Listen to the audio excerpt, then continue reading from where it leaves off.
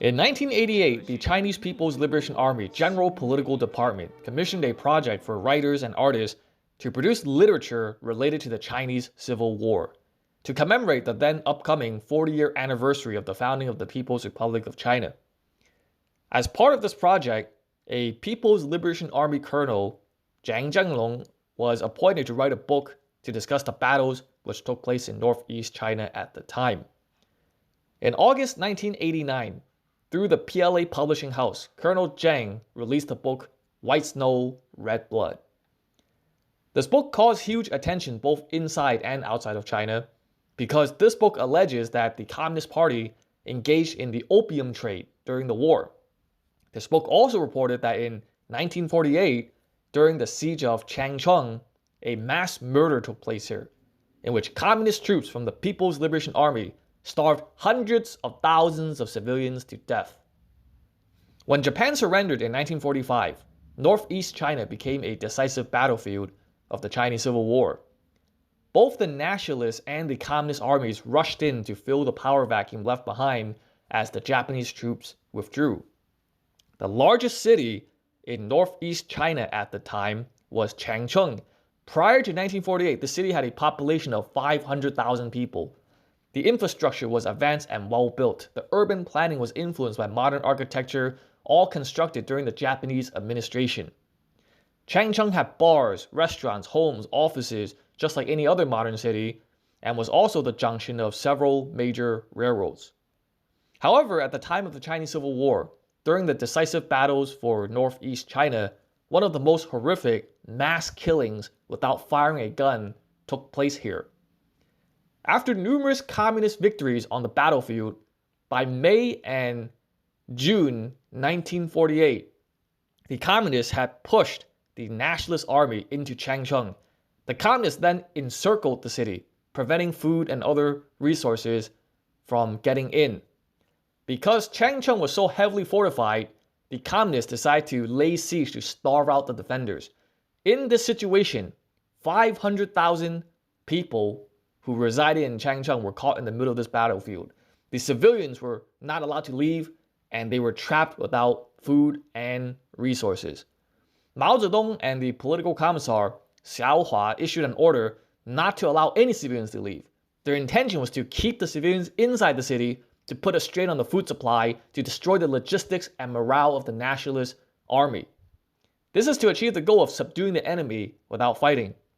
Xiao Hua, the commissar, issued a directive during a political meeting that all civilians must be stopped from leaving Changchun.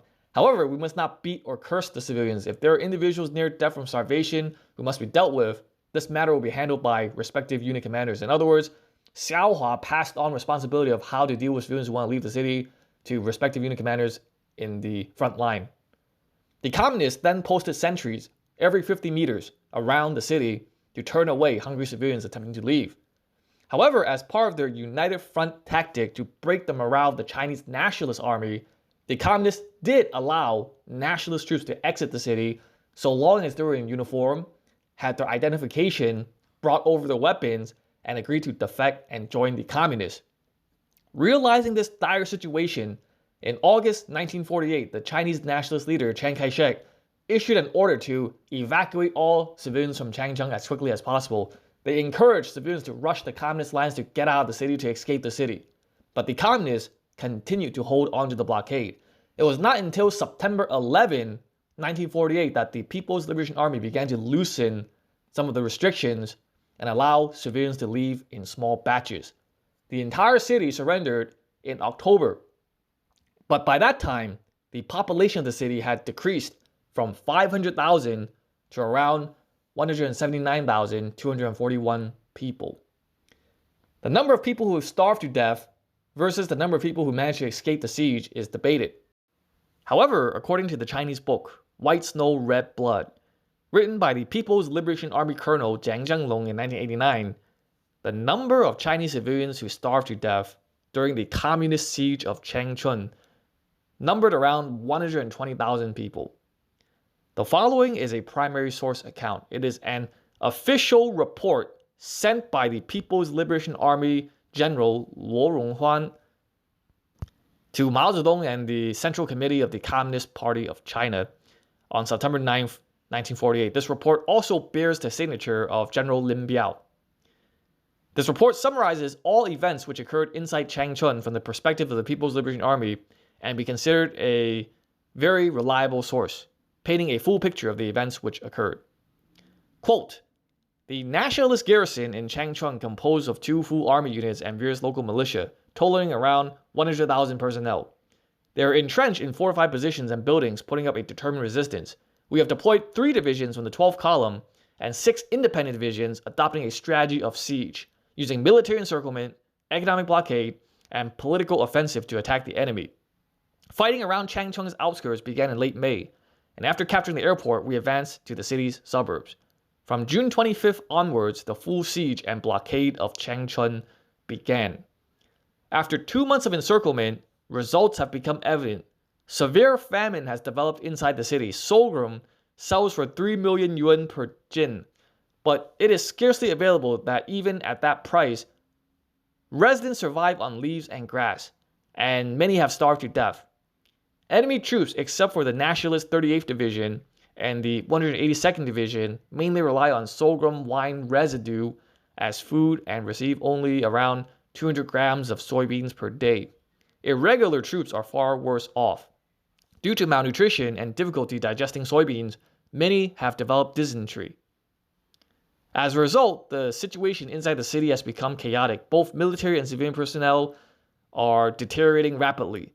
Increasing numbers are trying to flee to the outskirts, and due to our psychological warfare and outreach, 2 enemy brigades and 1 regiment are already showing signs of collapse. Preliminary lessons from the siege. The enemy, the nationalists, in response to our siege, forcibly expelled civilians to reduce their own burden and to more easily loot remaining food supplies. They did this by inflating grain prices, buying up all available food, and forcing residents to leave the city. Anyone with less than 3 months' worth of food was forced out. Beggars and prisoners were rounded up and expelled from the city. The enemy also spread rumors like Mao Zedong's birthday is on July 1st. The 8th Route Army will lift the blockade, will lift the checkpoints then. Or they would trick people with fake promises of food distribution and organize students and workers to petition our side to open up the blockade. Sometimes the nationalists incited crowds of civilians to storm our lines to force us to open up. Our response was strict control of movement. A 50-meter perimeter was established with sentries, barbed wires, and trenches. Refugees were blocked and turned back. This was effective at first, but as the famine worsened, more and more people began rushing out in droves, especially at night. After being turned back, they gathered in the no man's land between the 2 lines, and many died there. In early August 1948, we allowed some to pass through, receiving over 20,000 in the first 3 days. The enemy then pushed out tens of thousands more, refilling the zone. Grain prices dropped from 7 million to 5 million per jin, but quickly rose to 10 million again after we reclosed the city. Therefore, while a basic blockade is essential, some refugees were selectively and gradually allowed out, but never all at once. Otherwise, the enemy might be able to evacuate the city quickly. But total denial leads to mass starvation, which has negative repercussions. Blocking the starving civilians and forcing them back in is hard to justify to both them and our own army. Refugees often cry and beg on their knees, abandon their babies, or even hang themselves in front of our troops. Some soldiers, moved by pity, cried with them or let them slip through. After correction, this led to the opposite extreme.